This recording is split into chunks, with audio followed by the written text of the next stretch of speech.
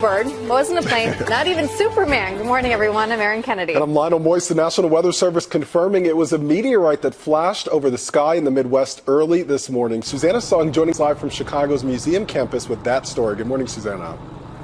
Good morning, Lionel. Imagine a rock the size of a car falling from the sky. Well, that's what many of you saw. A meteor that was traveling about 45,000 miles an hour. It then exploded about 10 miles up into the sky and then fell into the water in Lake Michigan near Wisconsin.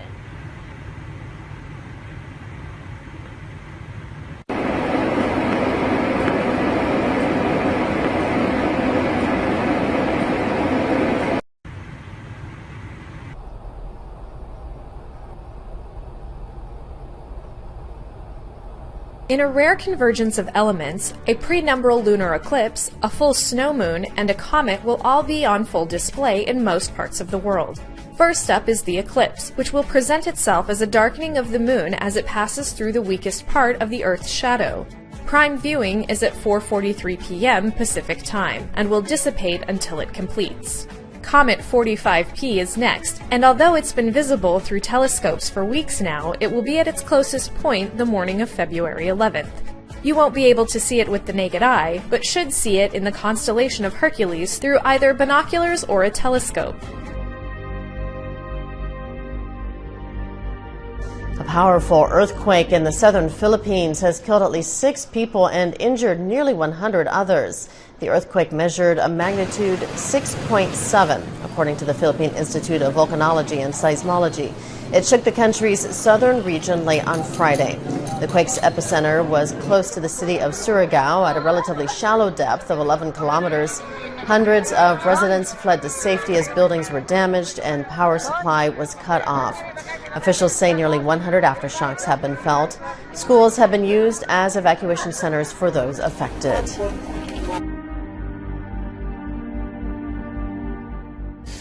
Now, in really rather worrying news, a cleaning robot sent into Japan's Fukushima nuclear plant had to be pulled out from its mission due to technical glitches most likely caused by ultra-high radiation levels. Based on analysis of images from the robot-mounted cameras, the radiation reading inside the number 2 reactor at the number 1 nuclear plant was 650 sieverts an hour. During a similar probe late last month, Tokyo Electric Power Company estimated the radiation in the primary containment vessel to be 530 sieverts an hour. The robot entered the reactor on Thursday for the first time since the March 2011 earthquake and tsunami to inspect and clean a passage before further examinations. Despite the absolutely off-the-charts figures, which can kill a person almost instantly, TEPCO officials insist radiation is not leaking outside of the utility. In New Zealand, more than 300 whales have died in what's being called one of the country's largest known strandings of whales in years. It happened at the popular holiday destination of Golden Bay. Rescuers tried to help more than 100 whales return to sea, but around half got stuck again. The bay's shallow waters make it difficult for the mammals to get back.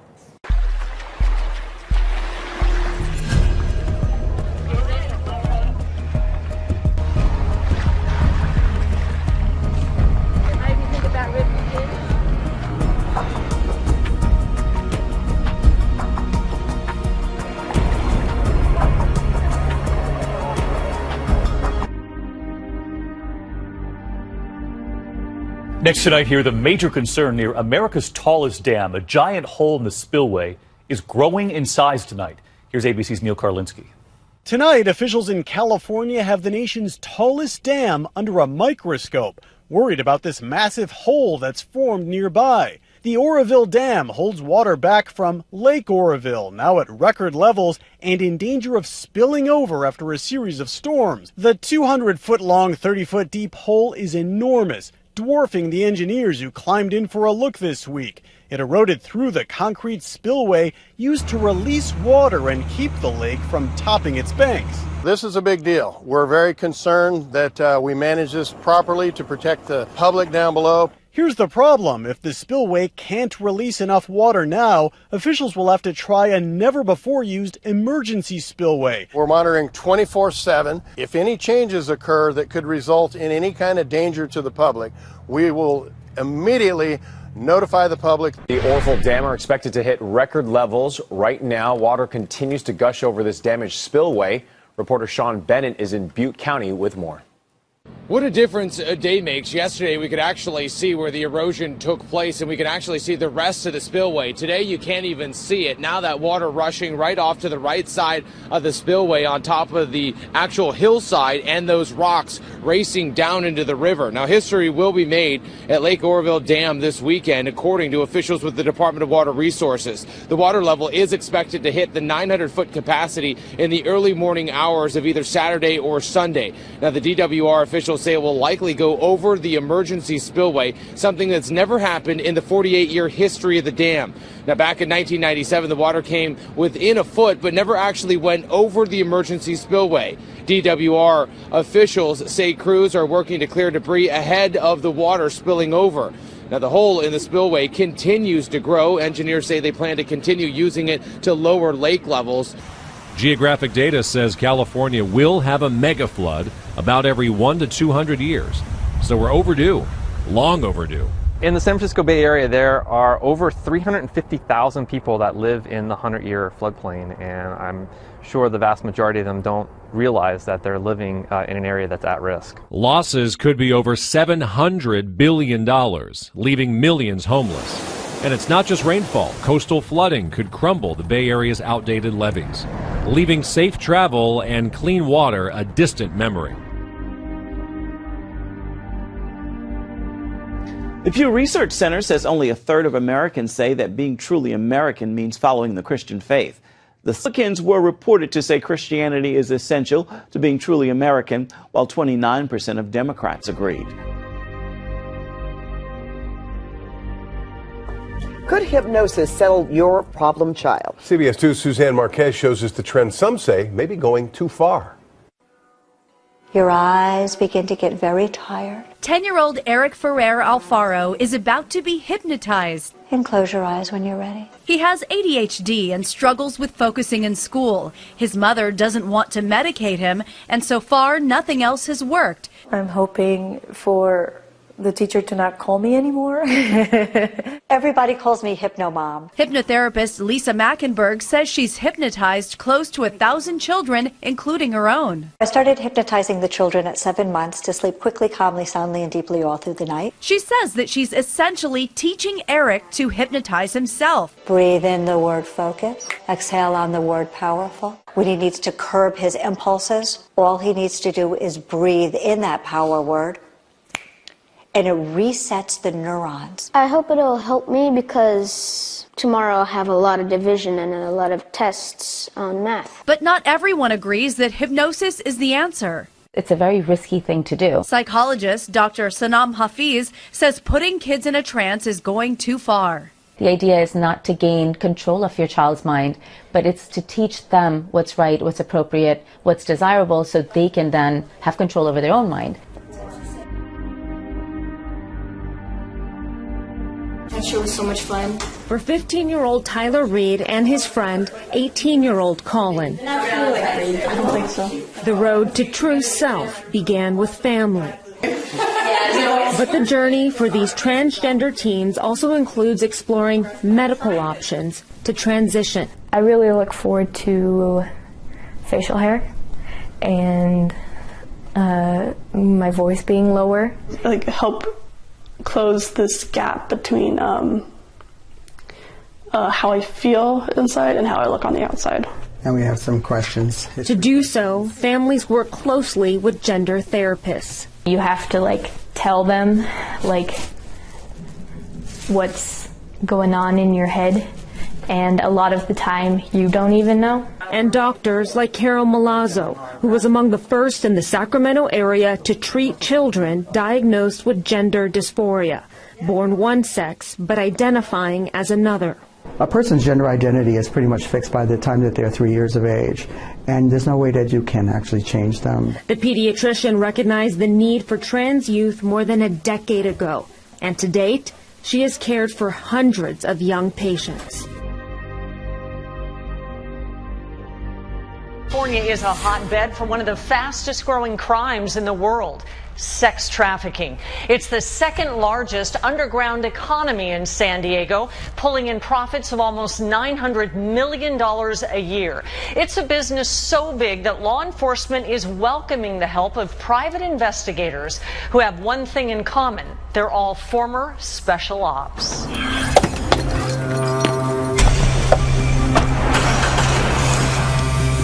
This team is trained to track, if we catch them outside, extract, get some audio, and get out without anyone knowing they were there.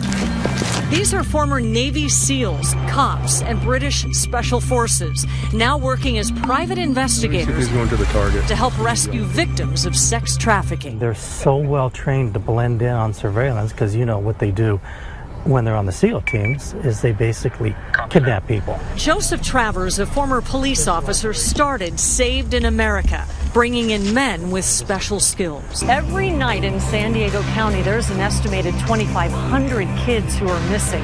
And the clock is ticking for each one of them because it's a race between those trying to rescue them and those trying to traffic them. Tonight's goal for the rescuers, a teenage girl we'll call Kylie. Like 80% of all local sex trafficking victims, she's American.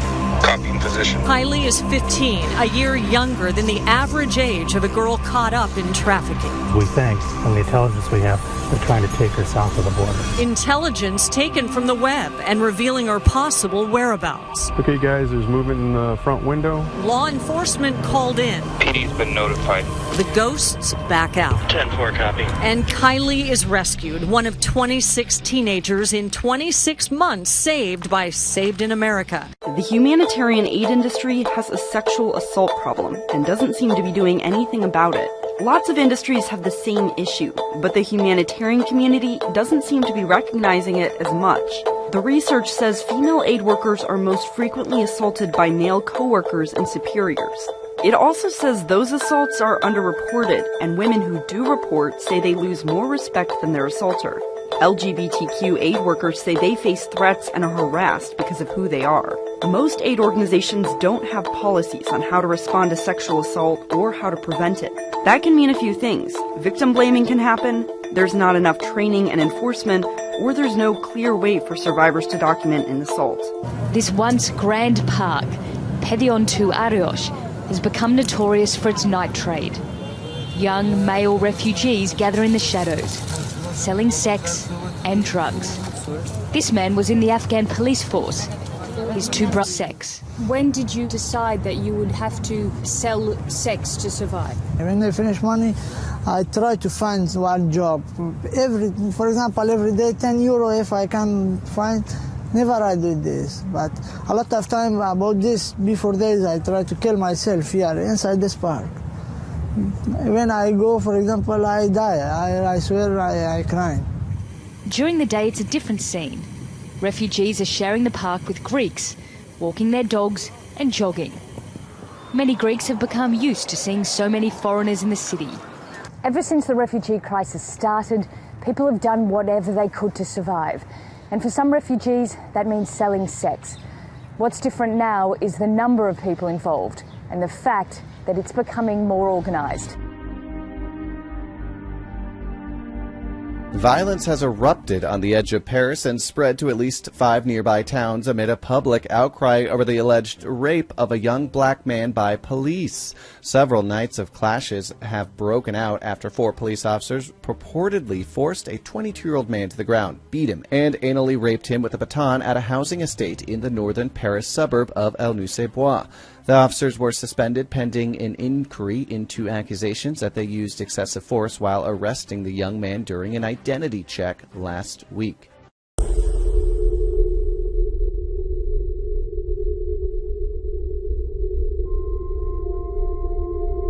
Il prend sa matraque et il me l'a enfoncé dans les fesses, volontairement. Justice pour Théo! Justice pour Théo!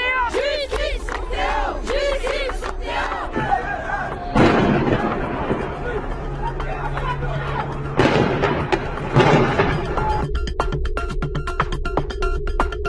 Ils m'ont craché dessus, moi c'était du négro.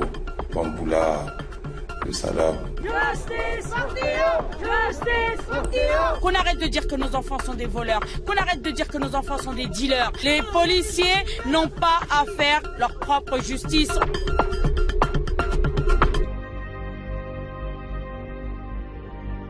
A wave of violent crime continues in the Brazilian state of Espírito Santo, where police have gone on strike. Despite the presence of 1,200 soldiers and federal police officers, with more on the way, the state is still racked with violence. Vitoria, the urban state capital, is usually patrolled by around 1,800 police. Officers went on strike over a 4-year-long salary freeze.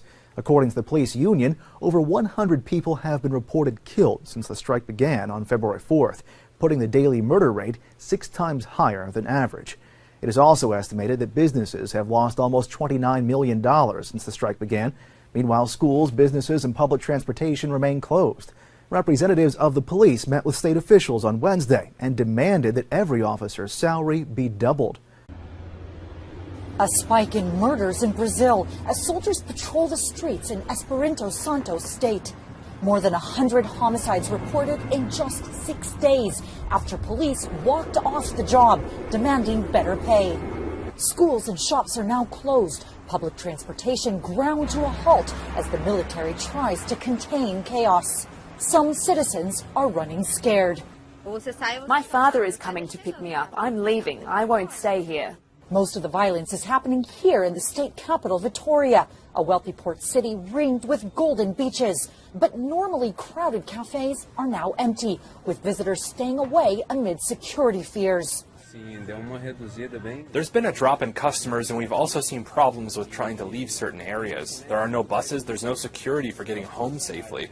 Business is complicated. Brazil is in the midst of an economic crunch, making it tough to keep even basic public services going. There are now fears the strikes could spread to other states struggling to pay their police.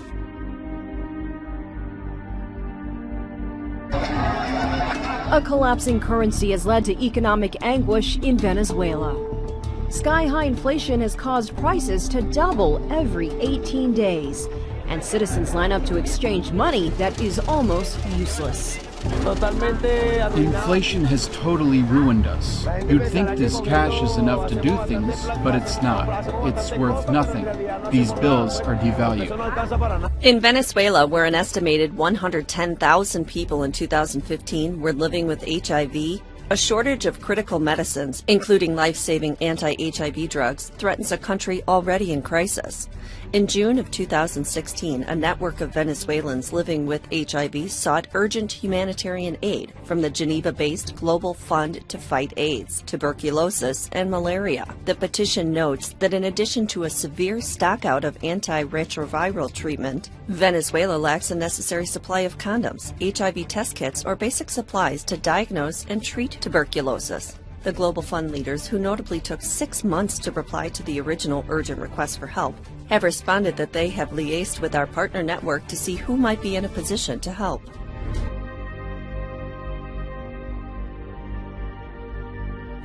Lots of kids hate vegetables. Now, children in the Eurozone may be in luck. There's a vegetable shortage rolling across parts of northern Europe, making it harder for shoppers to get their hands on fresh produce. Veggies like spinach and zucchini started vanishing from grocery store shelves across Great Britain in early January.